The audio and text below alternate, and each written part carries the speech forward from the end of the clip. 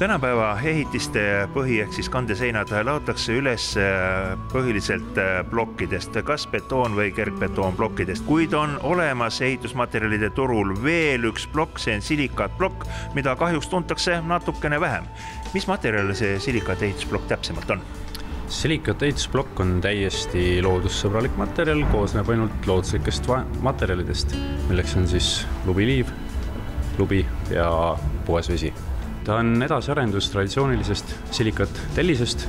Selle tingis asjaolu, et on vaja ju objektidel kiirust saada ning õõnsused seal plokis annavad plokile väga hea helipidavuse.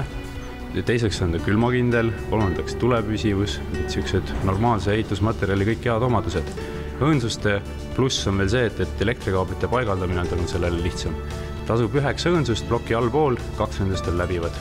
Ladumiseks saab ehitada käepärastest vahenditest sükse müürikelgu ja on niisugune spetsiaalne tõstehaarats, mis ei riku siis nii-öelda käsi ja see paika tõstmine on ka lihtsam.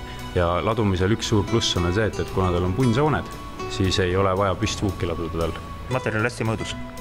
Materjal on suhteliselt täpsete mõõtudega ja tänu sellele, et on täpsete mõõtudega, ei ole vaja teda pärast enam krohvida. Eluruumides piisab pahteldamisest, värvimisest, tööstusruumides, tehnilistes ruumides piisab tõenäoliselt ainult värvimisest. On siin mingisugused segusoovitused ka, et milliste segudega silikaatplokki ja silikaatkivi üldse laduda?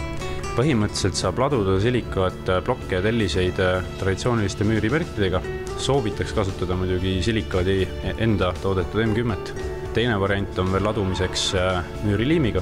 Kus ja millistes hooneosades seda kasutada?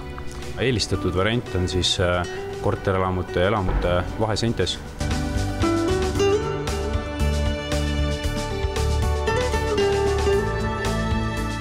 Silikaatellise ja silikaatplokiga on seotud ka meie tänane esimene vaatajamäng ja nimelt tahame me teada, kus ja millal alustati Eestis silikaatellise tootmist.